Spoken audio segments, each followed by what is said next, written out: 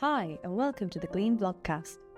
Higher education is rapidly evolving, and both institutions and educators need to keep pace with ever-changing student needs and classroom dynamics. That's where we come in. Our mission is to make learning quicker and easier for everyone. In this series, you'll hear inspiring stories and practical tips from industry experts and frontline educators. Join us and uncover how to create learning environments where every student can thrive. Let's dive in. Well, hello everyone. Welcome to this Glean webinar titled Why Improving Study Skills is the Key to Increasing Graduation Rates. And in our time here together, we're going to cover some of these discussion points. We're going to talk about the dropout cycle that I think was mentioned in the video there and why it needs to be addressed. And we're going to talk about what causes this dropout cycle and how it impacts students. And then we're going to discuss why improving how students learn from class is vital to improving student success and those graduation rates. We're going to look at why improving study skills is the key to increasing graduation rates. And finally, we're going to share a little bit more about Glean, what it is, how it can help your students improve their confidence, their grades, and their graduation hopes. Well, let's dive in and let's start by looking at what we've coined at Glean as the dropout cycle. Since COVID, the need for learning support is greater than ever. 79% of students say that they now need extra support to achieve their outcomes, and it's leading to global issues with course completion. Now, investing in education has long been acknowledged as part of the solution in tackling the world's largest problems, and a very rewarding thing for personal growth. And we can see that over the past 20 years, learners have been investing in their education more than ever. In the last 20 years, we've jumped from 100 million annual learners to, in 2020, 235 million annual learners. And since then, that number has grown. The numbers for late 2021 were that we'd reached 250 million annual learners worldwide. And that's a big number, 250 million higher education students. To put that in context, that's the population of the UK 3 times over. That's a lot of people with English accents to imagine there. But the reality is that though there are 250 million learners enrolled in higher education, the number who complete their courses is much lower. If we look specifically at the US, a huge proportion of graduates don't complete their learning. So shockingly, 40% of students in 4-year colleges do not graduate. And if you're a student with a registered disability, you're even less likely to graduate. And if you're enrolled in a community college, you're even more likely not to graduate. More than 80% of students in community colleges don't graduate. And this is obviously concerning. We talk a lot about diversity, equity, and inclusion. Community colleges often the route taken by lower income students, first generation students whose families previously have not been enrolled in higher education, and students that have traditionally found academia more challenging. And it really highlights that accessibility, inclusivity in their many, many forms are still at the heart of issues faced for successful learning. But this issue of students enrolling in higher education and not completing their courses isn't isolated to the United States. It's a worldwide problem with an average graduation rate of 38%. So comparatively, the US graduation rate is sort of on a par with many of the other major countries. You can see on this graph on the screen that Spain are absolutely killing it with more than 50% of students graduating. Poor Luxembourg seems to be a bit of an anomaly. I'm not quite sure what's happened there, but you can see that the US sit about average at just above 38%. Wow. Indeed, this is a kind of a terrifying stat.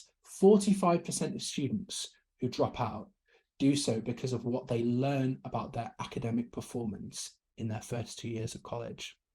I'm going to say that again. 45% of students reported dropping out in their first 2 years of college due to what they learn about their academic performance. Poor results leads to students not completing their courses, not just because they're getting grades that mean they cannot continue, but the nuance of this statement is really important. Students drop out because of what they learn about their academic performance. It's not just that they are failing their courses, it's that awareness of the impact of academic challenges on their performance means that students are struggling, means that they're dropping out because of what they perceive about their performance. And the research shows that there is a cycle of challenges that contributes to dropout for the majority of students. The study Burnout Inventory, which is something designed as part of a global study into learning behaviours in higher education, shows that students predominantly drop out due to either stress, burnout, or poor performance. These factors can impact each other, and in themselves, they diminish self-confidence, leading to students maybe putting in less effort and diminishing their appetite to engage and succeed. And all these factors are rooted in general academic obstacles, which can range from financial concerns to environmental concerns, as well as facing common learning classroom challenges. Each of these factors exacerbates the next until the learning experience becomes too overwhelming for the learner. A learner facing these academic obstacles is therefore going to achieve worse grades, maybe poor academics, which is going to lead to stress, which is going to lead to less confidence, which is going to lead to less effort, leading to even poorer grades potentially. You can see how all these things rooted in academic obstacles kind of feed off each other and lead to this cycle that can lead to a student dropping out. However, this same study identifies that if we tackle academic obstacles, then the cycle can be broken and course completion is going to rise. If we help students to overcome common academic obstacles, they're going to improve their academics, they're going to be more self-confident, they're going to have less academic stress, they're going to be less likely to be burnt out. And all these things, like before, are going to impact each other. So if a student is less stressed, they're going to be more self-confident, they're going to have better academics, they're going to complete their courses more regularly. However, now more than ever, breaking this cycle is important. Helping students to overcome academic obstacles is more important than ever, because during the pandemic, a skills gap was exacerbated among students in higher education. Independent learning is key for students moving into higher education, but more learners now feel less prepared to navigate their studies alone. Our Glean survey of over 1,000 students found that only 41% of students felt that they could easily engage in lectures. And as a result of this, 67% of students felt that they needed more support to study and prepare for their assessments. The consulting firm McKinsey released a report about the impact of COVID on education, and they highlighted a substantial skills gap for today's transitioning students, estimating that on average, students are 5 months behind in the development of key learning skills across their core subjects. And first-year college students found the pandemic particularly difficult.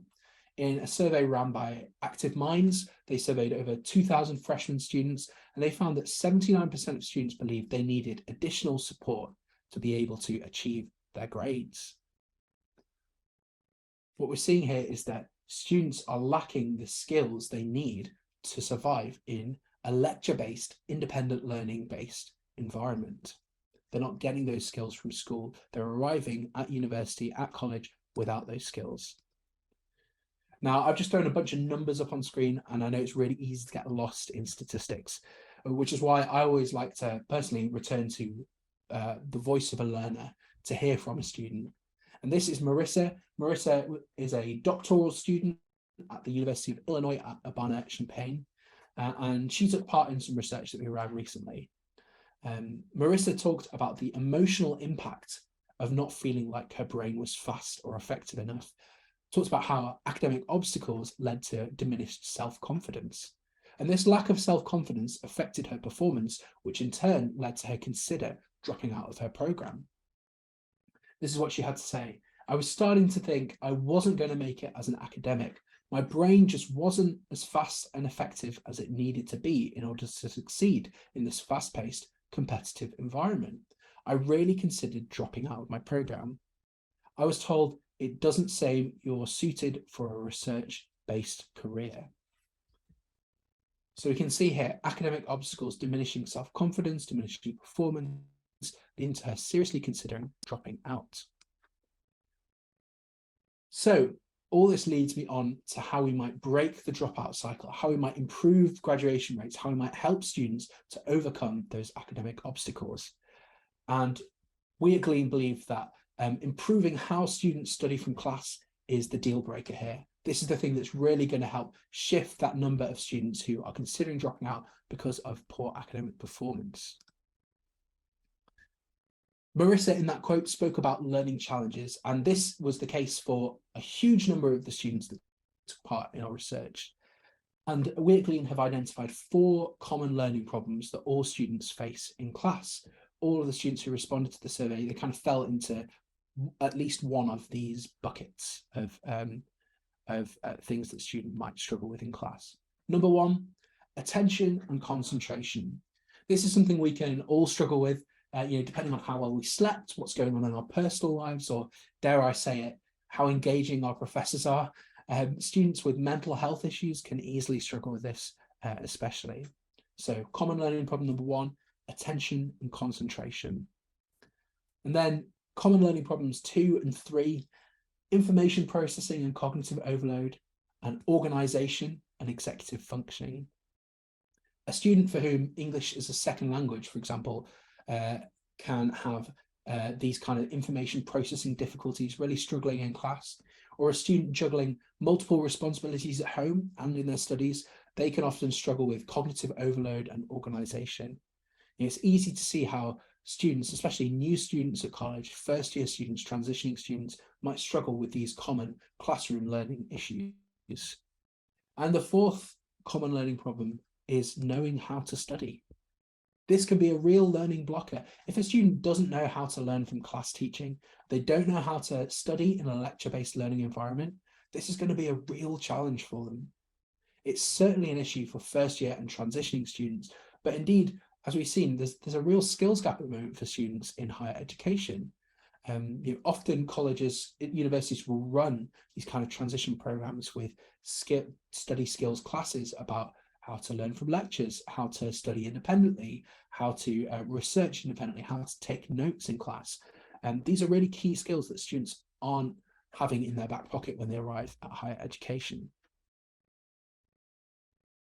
We asked over 1,250 students whether they found these 4 learning challenges a blocker for them in their studies. I'd be interested to hear your thoughts. What do you reckon was the most common response?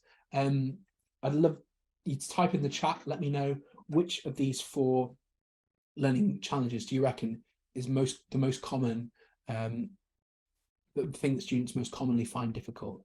Is it attention concentration, information processing and cognitive overload, organization and executive functioning, knowing how to study? Students could respond to multiple of these. It wasn't that they could only reply to one. We asked this group of over 1,200 students how many of these they faced in class. Was it none? Was it all 4? Was it just 1? Was it 1 or 2? Well, I can reveal the answers here. So we asked this question to over 1,200 students recently. Do you find any of these a blocker in your studies? And these are the responses. And it's kind of humbling to see that basically almost all students struggle with at least one of these. A huge majority, over 80% of students, struggle with attention and concentration problems, and even more struggle with information processing and cognitive overload in class. Around 60% of students struggle with organization and executive functioning, and a similar number struggle with knowing how to study. And indeed, of this group of 1,250 students that we surveyed, only 1.7% of students who answered said they don't face any of these challenges. These are common learning problems. If we can help students to overcome these academic obstacles, just think of how students are going to improve their confidence, how they're going to improve their grades, how they're going to reduce their stress. Many of these challenges are created by the environment the students learning in. Social media video has captions because they know that many users are going to be unable to listen to the sound due to the environment they're watching the video in. And in the same environment, the teaching environment of higher education can create challenges in different ways for different individuals. And so the question is, what can we do to help remove these obstacles? How can we help students to pay more attention, to pay concentration in class? How can we help students to process information more effectively in class? How can we help them overcome cognitive overload, be more organized, and perhaps most important, how can we help them know how to study?